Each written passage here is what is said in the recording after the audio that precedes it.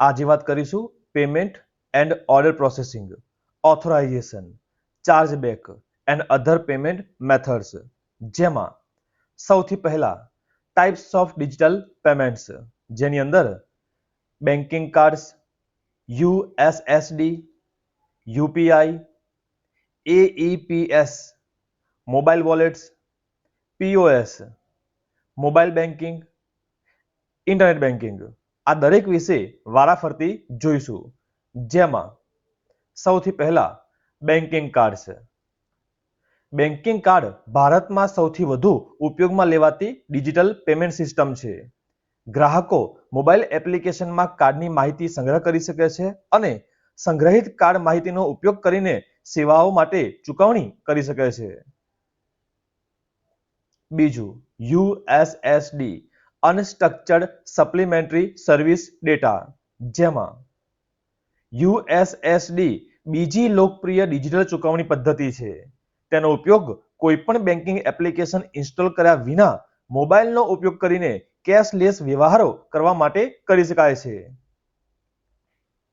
ત્રીજું UPI, United payment interface, જેમાં bank ખાતું ધરાવનાર વપરાશકર્તા યુપીઆઈ આધારિત એપ્લિકેશનનો ઉપયોગ કરીને કોઈપણ અન્ય બેંક ખાતામાં નાણાં ટ્રાન્સફર કરી શકે છે.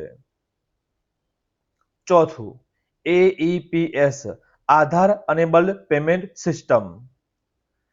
તમામ બેન્કિંગ વ્યવહારો જેવા કે બેલેન્સ પૂછપરછ, રોકડ ઉપાડ, રોકડ જમા, આધારથી આધાર ફંડ ટ્રાન્સફર, આવા તમામ વ્યવહારો બેન્કિંગ સંવાદદાતા દ્વારા કરવામાં આવે છે, જે આધાર વેરિફિકેશન પર આધારિત છે. પાંચમું મોબાઈલ વોલેટ્સ. વપરાશકર્તાઓ ડેબિટ અથવા ક્રેડિટ કાર્ડનો ઉપયોગ કરીને તેમના વર્ચ્યુઅલ વોલેટમાં નાણાં ઉમેરી શકે છે અને વોલેટમાં ઉમેરાયેલા નાણાંનો ઉપયોગ ડિજિટલ વ્યવહારો કરવા માટે કરી શકે છે. જેના ઉદાહરણોમાં પેટીએમ, મોબીક્વિક, ફોનપે વગેરે. છઠ્ઠું POS, point of cell machine. દુકાનો અથવા સ્ટોરમાં પીઓએસ ટર્મિનલ ઇન્સ્ટોલ કરવામાં આવે છે, જ્યાં ખરીદી માટે ચૂકવણી ડેબિટ અથવા ક્રેડિટ કાર્ડ દ્વારા કરી શકાય છે. એક ભૌતિક પીઓએસ હોઈ શકે છે અને બીજી મોબાઈલ પીઓએસ છે. સાતમું મોબાઈલ બેન્કિંગ. બેંકો દ્વારા ડિજિટલ રીતે વ્યવહારો કરવા માટે સ્માર્ટફોનમાં તેમની મોબાઈલ એપ્લિકેશન દ્વારા પ્રદાન કરવામાં આવતી સેવા છે. અને અંતે આઠમું ઇન્ટરનેટ બેન્કિંગ. ઇન્ટરનેટ બેન્કિંગ એ મોબાઈલ, લેપટોપ, ડેસ્કટોપ અને સક્રિય ઇન્ટરનેટ કનેક્શનનો ઉપયોગ કરીને તમારા બેન્કિંગ વ્યવહારો કરવાની પ્રક્રિયા છે.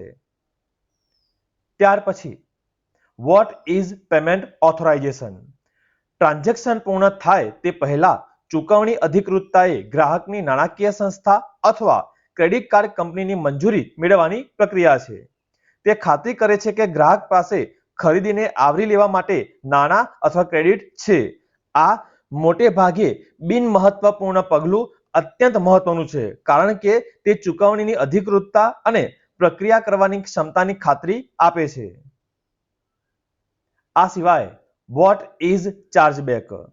ચાર્જબેક એક ચાર્જ છે જે ગ્રાહક તેમના અકાઉન્ટ સ્ટેટમેન્ટ અથવા ટ્રાન્ઝેક્શન રિપોર્ટ પર કોઈપણ આઇટમનો સફળતાપૂર્વક વિવાદ કરે તે પછી પેમેન્ટ કાર્ડ પર પરત કરવામાં આવે છે. ડેબિટ કાર્ડ્સ અથવા ક્રેડિટ કાર્ડ્સ પર ચાર્જબેક થઈ શકે છે. કાર્ડ ધારકને વિવિધ કારણોસર ચાર્જબેક મંજૂર કરી શકાય છે. આવા જ કોપા સંલગ્ન તમામ વિડીયો માટે ચેનલને સબસ્ક્રાઇબ કરો. જલ્દી મળીશું નવા વિડીયોમાં.